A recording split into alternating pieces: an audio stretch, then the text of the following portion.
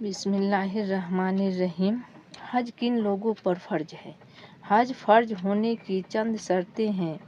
اول، مسلمان عقل بالغ کا آزاد ہونا۔ دوسرا، تندرست صحیح سلم ہونا۔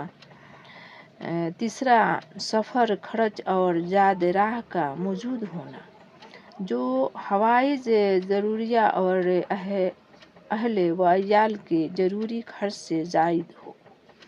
چوتھا، راستے کا مامون اور محفوظ ہونا۔ پانچواں، عورت کے لیے محرم یا خاندان کا ہونا۔ محرم سے مراد ہر وہ عقل بالغ مرد ہے جس سے قرابت یا رضاعت یا شہریت سسرال کی وجہ سے شرعاً اس عورت کا نکاح حرام ہو۔